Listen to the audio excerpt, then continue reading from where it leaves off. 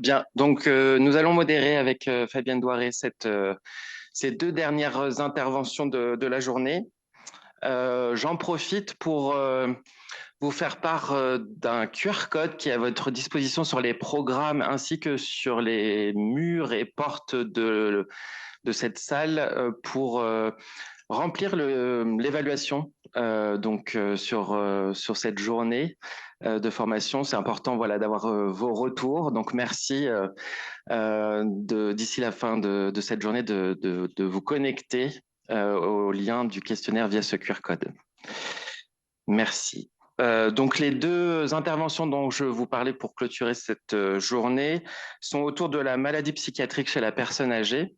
Et donc nous avons à distance le professeur Cyril Azif-Thomas, psychogériatre et aussi coordinateur principal de la CNERER, qui va intervenir sur ce sujet et sur ce qui reste, en tout cas s'il reste une place pour l'autonomie. Merci beaucoup. Est-ce que vous m'entendez bien? Est-ce qu'on peut faire un petit retour son? On vous entend. D'accord. Merci infiniment de me donner cette opportunité de participer à votre automnale de l'éthique. Merci à l'espace de réflexion éthique Auvergne-Rhône-Alpes, à François Chapuis, Jean-Étienne Bazin et toute son équipe. Donc, vous m'avez interviewé sur la maladie psychiatrique chez la personne âgée avec une formule interrogative, reste-t-il une place pour l'autonomie? Alors, je vous remercie infiniment de m'avoir donné cette opportunité de réfléchir et aussi pour votre titre de vous être abstenu de rajouter le mot dépendante à la notion de personne âgée, puisque vous avez eu cette subtilité de poser la question, y a-t-il encore une place pour l'autonomie? Il est évident que quand on parle de personnes âgées dépendantes, on répond déjà à la question en disant qu'il n'y a pas de place pour l'autonomie. Donc c'est une remarque introductive, mais qui montre déjà l'importance des mots qu'on utilise. Donc, si vous voyez pas les diapos défiler, il faudra me le dire. Normalement, ça devrait marcher. Alors, en introduction, sur l'histoire de la psychiatrie, je voudrais quand même faire un hommage à un ancien, justement, Henri Baruch, qui a été un promoteur de la neuropsychiatrie à l'époque et qui avait eu beaucoup d'importance en termes d'éthique. Il a beaucoup poussé la réflexion éthique, donc bien avant la mise en place du Comité consultatif national d'éthique en 83 et les espaces de réflexion éthique régionaux, bien avant même l'installation du secteur. Il disait, Henri Baruch, que l'histoire de la médecine se décompose en période d'obscurantisme, où le médecin ne se préoccupe pas de chercher la cause de la maladie, mais seulement d'en étouffer les symptômes. Il en résulte une multiplication de thérapeutiques aveugles, souvent stéréotypées, disait-il, qui donnent aux médecins un sentiment d'orgueil, mais qui ne procurent pas la guérison du malade. Et il existe d'autres périodes où le médecin, plus modeste, se soumet à l'observation et aux interrogations patientes pour trouver la cause de la maladie et le guérir. Cela suppose, évidemment, de partager les hypothèses et les connaissances côté médecin et les données relatives à sa santé côté malade. C'est intéressant de partir déjà avec ce cadre historique parce qu'on voit que bien souvent la demande qui nous est faite à nous en général, les psychiatres du sujet âgé en particulier, c'est souvent de répondre à un symptôme, d'étouffer un trouble du comportement sans trop savoir finalement ce qu'il y a derrière et sans rechercher la cause, ce qui n'est pas une bonne pratique en médecine et ce qui nous ramène à une période d'obscurantisme. Donc je pense qu'il est très important de ramener très vite cette notion de thérapeutique appropriée et non de méthode massive d'annihilation et ça va tout à fait dans le sens de la thématique pour les états généraux de la bioéthique qui vont avoir lieu l'année prochaine, de cette thématique transversale qui est la sobriété en médecine, afin de savoir un petit peu les limites de notre action. Alors, autre remarque euh, introductive, c'est évidemment Alors, nous avons des petits soucis de connexion. de la personne âgé de perdre son autonomie. Alors, avant même de la décliner, parler moins vite. Ah oui, effectivement, connexion instable. Est-ce que c'est mieux? Oui, Est-ce- C'est mieux? donc, Donc, non, pas dans vraiment. le... J'en suis désolé.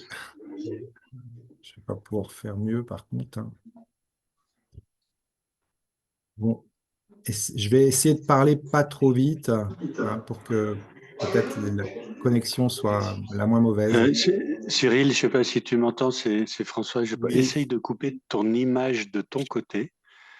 Ah, comment je fais pour couper mon image? Tu coupes la vidéo de ton côté. Nous, on verra les diapos, mais Ah, d'accord. Je vais essayer de faire ça, hein. Je te demande une minute. souvent, ça libère de la bande passante. On peut essayer ça. Ok, Merci. je t'en prie. Donc, les troubles psychiatriques constituent l'une des premières causes de morbidité et de mortalité prématurée chez le sujet âgé, ce qui est souvent oublié, et représentent les 3/5 quand même, c'est assez important, hein, des sources d'incapacité liées au vieillissement. Autre chose d'importance quand même, hein, rappeler que la psychiatrie du sujet âgé est une spécialité encore jeune. C'est une option dans la discipline psychiatrique. Et effectivement, le contexte dans lequel on travaille en psychiatrie sujet âgé, voilà, c'est aussi celui d'un contexte de société qui est quand même assez souvent agiste et par rapport à laquelle il faut être très vigilant pour avoir une exigence éthique de qualité de soins pour nos aînés. Alors, par rapport au risque également, je parlais de sobriété tout à l'heure, il faut bien voir que les risques d'une mauvaise prise en charge sont très fréquents. On estime à peu près à une personne âgée sur cinq le nombre de personnes qui reçoivent des traitements médicaux inadaptés. Bien souvent, les psychothérapies sont peu offertes aux personnes âgées en souffrance psychique, avec des fausses croyances. La plus répandue, c'est qu'effectivement, ça ne sert à rien, de même que les croyances disant qu'il n'y a pas de sexualité chez la personne âgée. Donc ça, c'est des stéréotypes qui ont la vie dure. Et puis, notamment la dépression du sujet âgé. Et le premier facteur de risque, c'est le mauvais état physique, donc l'altération d'état général, une mauvaise santé physique, une polypathologie vont participer à la surmortalité lors de la prise en charge des troubles psychiatriques.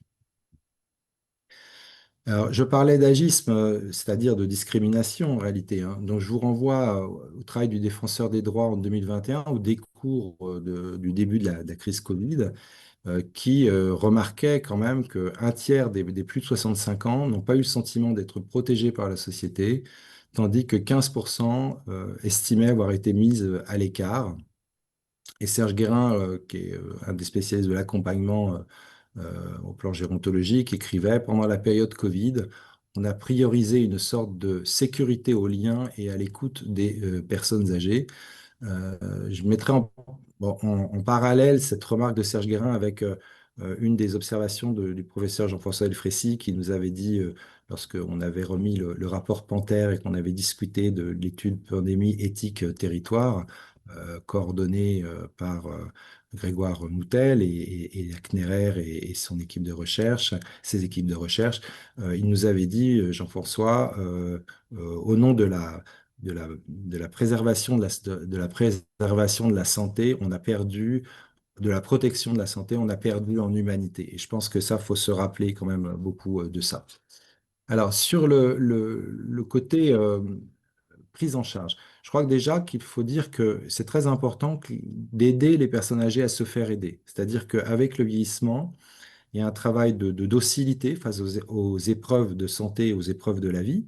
Il y a plus de deuil, plus de problèmes de santé physique, on l'a dit. Et il y a une solidité d'être à développer, mais qui ne s'est pas toujours développée. Il y a des besoins affectifs qui ne sont pas forcément pourvus, et c'est-à-dire qu'il faut apprendre aussi à vivre le temps du cœur. Et vous avez, je crois, aujourd'hui déjà un petit peu effleuré la question épineuse de l'aide à mourir et des maladies psychiatriques qui peuvent aussi interférer avec cette demande aujourd'hui sur le bureau du législateur. Alors, rapport à tout ça, et de façon transversale, qu'il y ait une maladie psychiatrique ou une maladie physique, le mot-clé, le processus le plus important, c'est celui de l'accompagnement. C'est vraiment la pierre angulaire du soin. Alors l'accompagnement, assez curieusement, c'est pas un terme moderne, c'est un terme déjà ancien, qui a plus de 1000 ans, c'est un terme de droit féodal, qui au départ renvoyait à un contrat d'association, un contrat de pariage, disait-on, unissant deux parties, généralement d'inégale puissance, par exemple le seigneur et son vassal, mais c'était souvent voilà, une personne noble et un serf, pour la possession en commun d'une terre. Et le but de cet contrat de pariage, de cet accompagnement au premier sens du terme, était de passer d'un état inégal, celui de la personne, pour ce qui nous concerne, pour les personnes soignées en état en atteinte de déficience, à un rapport entre pairs, c'est-à-dire entre personnes semblables quant à la dignité et au rang. Et je crois que c'est vraiment intéressant de revenir à ça parce que ça montre que c'est un processus singulier qui relie deux personnes de statut inégal. Et c'est évident que le médecin et le malade n'ont pas le même statut et que l'une est quand même infériorisée par rapport à l'autre. Donc, c'est tout l'enjeu de la démocratie sanitaire de réajuster aussi cet équilibre parfois fragile entre malade et médecin, et avec l'idée de partager quelque chose qui n'appartient finalement ni à l'un ni à l'autre. Alors, une idée fausse à laquelle j'aimerais tordre le cou, la psychiatrie de la personne âgée ne s'occupe pas que de malades déments. Je vous donne un petit échantillon d'un certain nombre de problèmes qu'on peut avoir à gérer. D'abord, les problèmes névrotiques anciens qui réémergent à l'âge tardif et liés en son temps avait décrit les conflits de l'enfance et de l'adolescence qui se rejouent lors de la sénescence. Vous avez des troubles de personnalité dont un a été effectivement popularisé par un film qui avait eu du succès, qui était le film de Tati Daniel. Et donc, ça renvoie à la personnalité borderline. Vous avez bien entendu tous les travaux autour de la perte d'autonomie, et on voit bien que, en fait, une des grandes raisons des difficultés d'accompagnement viennent aussi de la non-acceptation, donc du travail de deuil qui n'est pas bien réalisé, et le travail de reprise, de rebond, de résilience qui n'est pas suffisamment accompagné. Vous avez aussi beaucoup de personnes âgées qui s'ennuient énormément, et au sens psychiatrique du terme, c'est-à-dire qu'elles ont peur d'être des objets de haine. Et ça, c'est ce qu'on perçoit en psychothérapie beaucoup. Et ça, c'est très mal pris en charge. Bien souvent, les généralistes savent pas trop faire avec ça. Ça se traduit souvent par une plainte autour de la solitude, et c'est souvent géré par des prescriptions de benzodiazépines, ce qui n'est pas la façon de faire. Vous avez aussi des personnes âgées pas faciles, comme les appelle mon collègue et ami Jean-Claude Montfort, des personnes déconcertantes, des personnes qui ont besoin d'être aidées et souvent captent les dents pour la majorité de son temps. Vous avez bien entendu aussi des problèmes de douleurs physiques, de difficultés à s'exprimer, des troubles sensoriels qui viennent rendre difficile parfois l'accompagnement et le soin dans sa visée de réautonomisation. Et puis, vous avez bien entendu le contexte culturel et familial.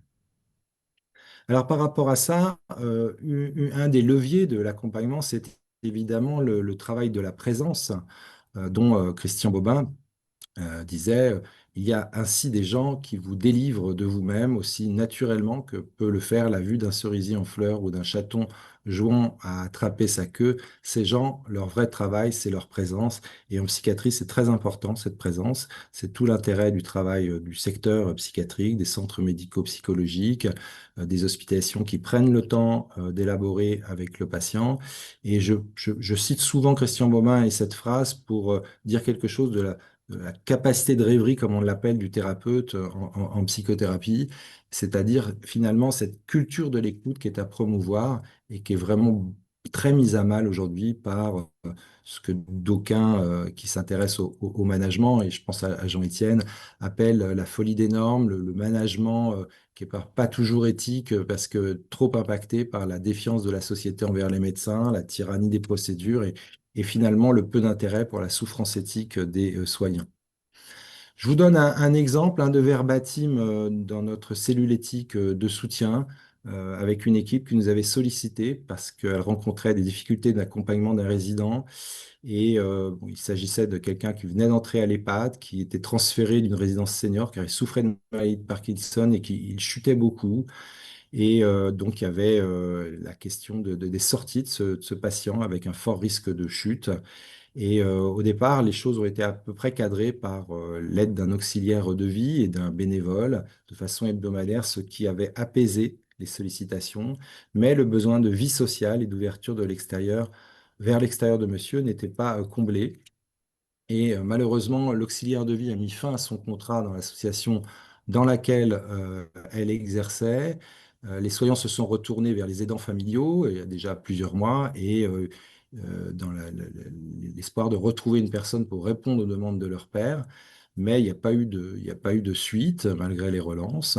Le bénévole lui-même n'intervenant plus, ça a été l'élément de trop qui fait que monsieur à nouveau a repris ses déambulations et a cherché beaucoup à sortir de l'établissement. Ils présentent des risques de chute importants, ils avaient été estimés sévères et des troubles cognitifs plutôt légers avec un test de Feinstein à 23 sur 30. Ils avaient retrouvé des possibilités d'aide, mais finalement c'était assez bloqué parce que l'équipe était clivée avec certains professionnels qui prenaient le droit de la liberté d'aller et venir et d'autres, donc un secteur plutôt ouvert, alors que d'autres avaient des inquiétudes morales et des sentiments de culpabilité à l'idée de savoir le résident seul, avec un très fort risque de chute et cette pathologie neuropsychiatrique quand même très impactante qu'est la maladie de Parkinson. Donc on voit bien qu'on est à faire, que ce soit dans les résidences type EHPAD ou dans les services de psychiatrie ou même dans d'autres contextes de soins, à ce qu'on appelle des angoisses éthiques pour les patients et pour aussi beaucoup les soignants. Alors les soignants essaient de filtrer leurs angoisses par un certain nombre de procédés qu'ils ont appris au fur et à mesure de leur vie professionnelle, ce que d'autres appellent les pharmacones, c'est au sens premier du terme, c'est-à-dire ces petites phrases qui nous accompagnaient. Le mot pharmacone, avant de donner le nom de pharmaceutique ou de faire penser aux médicaments, était d'abord des sortes de petits mantras qui aidaient à se repérer dans la pratique. Alors le plus connu, c'est évidemment le primum non nocere, qui constitue la pierre angulaire du serment d'Hippocrate. En tout cas, c'était des petites phrases qu'on invoquait dans des moments d'angoisse, de peur, de trouble de non-sens, ce qui donne bien tout son sens à cette idée d'angoisse éthique. Et évidemment, pour filtrer ces angoisses éthiques, pour les élaborer, c'est toute la place aussi des discussions d'équipe très riches en psychiatrie et qui doivent continuer à rester un outil d'analyse des pratiques également. Le problème étant que lorsque le management n'est pas assez, on va dire, précis et précautionneux, le risque est celui d'une approche trop superficielle avec la possibilité d'une réflexion sereine parce que les discussions sont trop rapides et non construites. Et c'est pour ça qu'il est important de donner plus de place aujourd'hui à la collégialité, à l'éthique de la discussion, avec cette idée cardinale de Monseigneur Dornelas, que je cite souvent parce qu'elle est très réduite, cette phrase, mais elle dit beaucoup, la force éthique est dans le respect du plus faible. C'est tout l'intérêt aussi des démarches éthiques, de l'apprentissage de la démarche à la réflexion éthique que réalisent les espaces de réflexion éthique, avec chacun leur spécificité, leurs forces et leurs faiblesses. Alors, en quelques mots, d'abord, accepter ces angoisses éthiques, cerner la problématique éthique. Un problème n'est pas une question, c'est un obstacle à surmonter à travers un mouvement difficile, risqué, laborieux. Et il s'agit de dégager la problématique de l'analyse des questions. C'est l'intérêt des discussions d'équipe. Et lorsqu'on a réussi à identifier cette problématique éthique, il s'agit d'identifier les risques éthiques. Lors du confinement, vous aviez la question de la restriction des libertés, et notamment de celle d'aller et venir. Et le risque éthique, c'était l'empêchement d'exercer pour les patients leur capacité, leur capacité à faire des choses, à mobiliser leur autonomie, au risque d'ailleurs avoir des syndromes de glissement, voir des patients mourir dans la solitude et le chagrin. Ça a été une des grandes angoisses éthiques des équipes en EHPAD et un des grands troubles psychiatriques qui ont eu beaucoup ou peu de place dans les interventions des collègues en EHPAD, puisque les EHPAD étaient confinés. Quelques équipes mobiles ont quand même pu travailler avec ces structures. C'est plus largement la question de l'usage raisonné de l'anticipation des risques, et j'en viens évidemment à la contrainte, à la question de la contrainte physique notamment, voire de l'isolement. Alors celle-ci n'est pas illégitime lorsqu'un danger sérieux d'agression à autrui est manifeste d'auto-agression, mais la difficulté pour les établissements est plutôt de savoir comment faire un usage raisonné de la contention, c'est-à-dire de trouver la juste mesure permettant d'assurer une protection suffisante de la personne âgée dépendante sans négliger ses libertés ni renoncer à promouvoir son autonomie, comme l'explique très bien Paul Véron dans un de ses travaux. En psychiatrie, on est un peu dans la même idée, c'est-à-dire qu'il faut trouver l'approche proportionnée. Et dans la loi, vous avez le Code de la santé publique qui est très clair là-dessus. Et ça ne peut être qu'une pratique de dernier recours. Donc ça veut dire vraiment une compréhension fine de la proportionnalité en santé. Alors, la littérature est assez diverse sur le sujet, mais il semblerait que quand même la pratique de la contention physique, passive notamment, indiquée dans la prévention des chutes, soit assez variable d'un établissement à l'autre et prédominerait en secteur sanitaire comparé au secteur médico-social, nous dit Jacques et collaborateurs dans un travail publié dans l'Encéphale en 2024. Alors, pourquoi il faut songer à limiter très fortement et le plus possible tant l'isolement en psychiatrie que la contention, étant la contention que la réduction du périmètre d'activité des personnes en EHPAD? Parce que un des principes cardinaux de l'éthique, c'est bien évidemment l'hospitalité, qui suppose la confiance, qui va permettre, ça va vraiment être l'atmosphère qui va oxygéner l'accompagnement des personnes vulnérables. Je renvoie ici aux travaux de ma collègue Véronique Lefebvre-Desnoëttes, qui explique que habiter, c'est être actif, agir sur le monde pour constituer son habitation, la cerner, en définir les contours, le seuil, en moduler les ouvertures et y réaliser l'hospitalité. C'est non seulement une posture éthique, mais ça a aussi une dimension politique, cette hospitalité.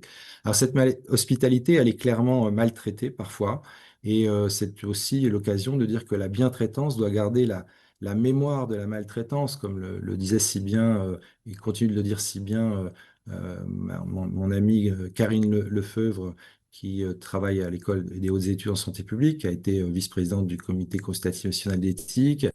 Et je vous ai cité, vous aurez le temps de la lire à tête reposée, une jurisprudence de 1997 où il était question clairement de contention nocturne injustifiée, sans raison thérapeutique, sans autre motivation que celle d'assurer la tranquillité de la direction et du personnel de nuit qui était en quantité insuffisante.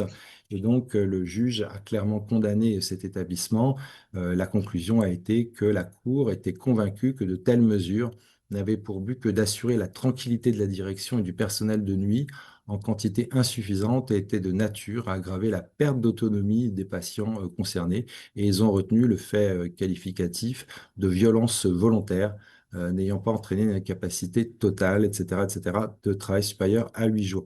Donc, on a là quand même quelques lignes directrices, mais on sait très bien que le droit pénal s'intéresse assez peu à ce qui se passe dans les EHPAD, non pas que les juristes s'y intéressent pas, mais parce que les plaintes ne remontent pas et qu'il y a insuffisamment de contrôle dans les EHPAD.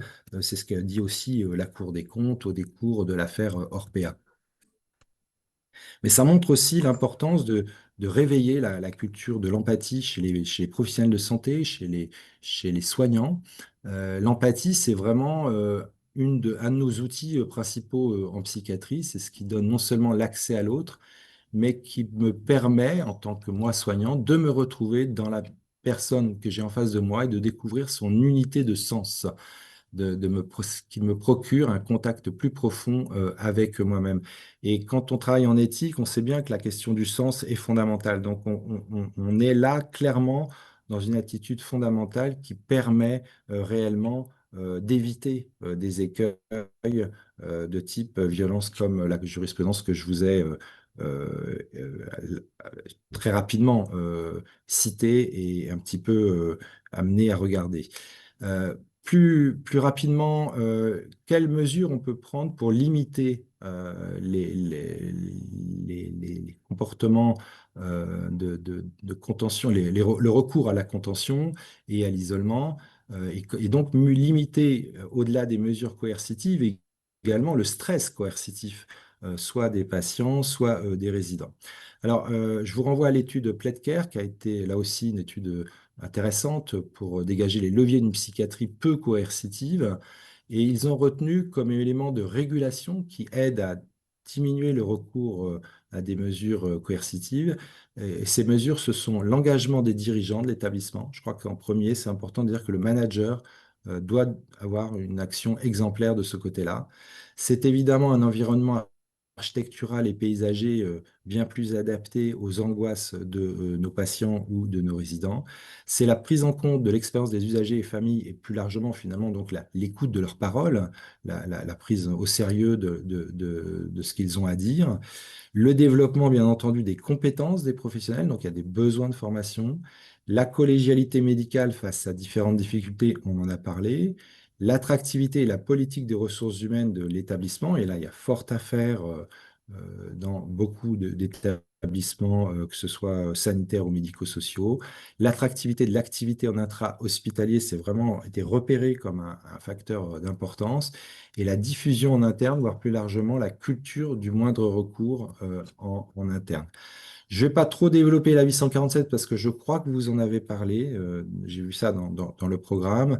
Mais je voudrais vous faire remarquer que nos collègues du CCNE ont clairement affirmé que la psychiatrie est une responsabilité collective. Et donc, vraiment merci de la thématique générale de votre tonal d'éthique. C'est vraiment extrêmement important de le rappeler. Un peu de lecture Merci à pour vous. ceux qui le souhaitent. Je vous laisse conclure, professeur, Là, j'ai fini. pour qu'on puisse avoir. Euh, Parfait, merci beaucoup. j'ai fini là-dessus et je vous donne juste la conclusion. Voilà. Je pense que, en gros, soigner une personne souffrant d'un trouble psychique est possible tout en respectant sa singularité, ses différences et même les aspects de sa liberté individuelle qui sont parfois dérangeantes pour les autres. Et c'est pour ça qu'on est très souvent interpellé comme psychiatre. Et mon maître Édouard Zarifian écrivait qu'un psychothérapeute n'est pas un juge chargé d'appliquer des lois pour garantir l'ordre public. Et je crois que c'est bien aussi de le rappeler.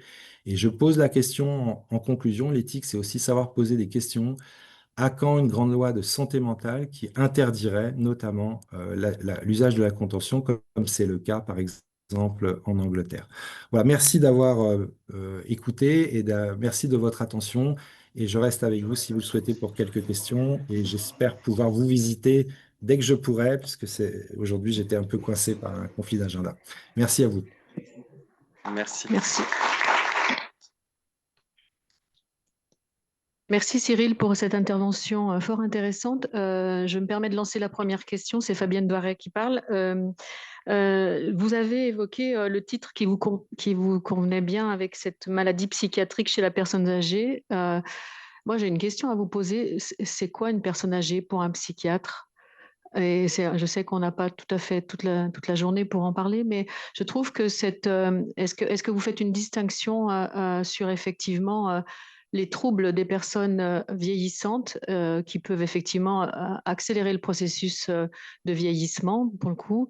Et donc effectivement, vous dans votre pratique, cette personne âgée, vous la qualifieriez comment?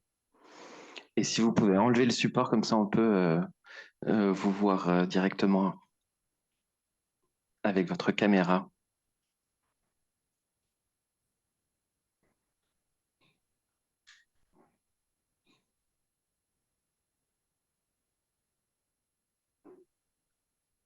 Vous êtes encore là, Cyril?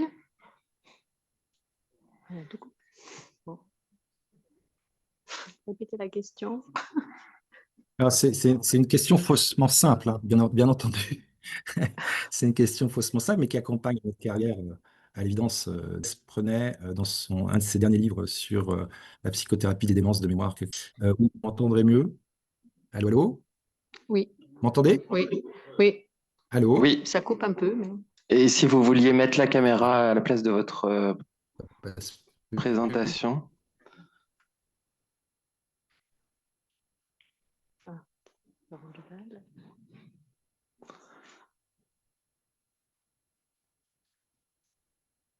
On l'a perdu.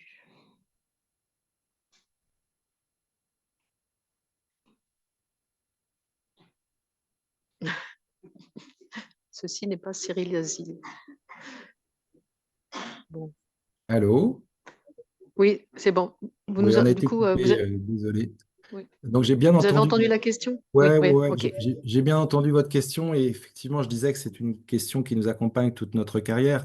Je renverrai assez facilement pour aller vite, essayer de donner un début de réponse à ce qu'écrivait Gérard Le Goès à la fin de sa vie professionnelle dans un livre sur la discontinuité et la psycholyse, c'était son thème, plutôt les questions autour de la démence.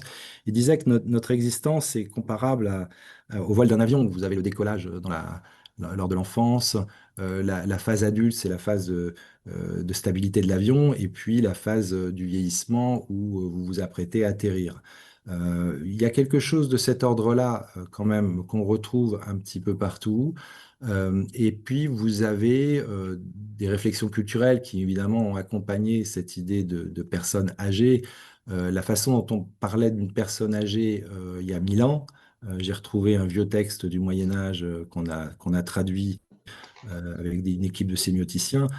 Clairement, la personne âgée, c'était celle d'abord qui ne pouvait plus, malgré le fait qu'elle désirait. Donc, il y avait était attaché à l'idée de personne âgée, l'idée d'impuissance.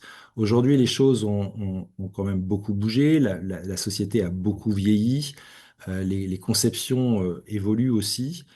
Du côté de la psychiatrie, on a de plus en plus de demandes de psychothérapie, donc d'investissement de la prévention finalement dans le champ des troubles psychiques. Donc je dirais que ça, à la fois, on retrouve des points communs avec la psychiatrie adulte, avec la volonté de maintenir une autonomie, et à la fois, on a quand même tout un pan des préoccupations psychiques qui tournent autour des deuils, des pertes, des difficultés physiques, des relations intergénérationnelles, mais aussi des besoins d'échanges intragénérationnels. Donc c'est une discipline en fait assez ardue, la psychiatrie de la personne âgée, où il faut à la fois accepter le vieillissement, mais ne pas tout réduire au vieillissement. Mm. Je pense qu'il y a un affaiblissement, bien entendu, par exemple, de la sexualité, elle est plus fragile, elle est saine, mais elle perdure. Et le risque éthique, c'est de réfléchir de façon binaire en disant elle peut plus ou elle peut encore ou elle peut tout. Vous voyez, je pense qu'il faut trouver un art du compromis qui est aussi l'art du vieillissement en fait. Merci. Est-ce qu'il y a une question dans la salle, s'il vous plaît?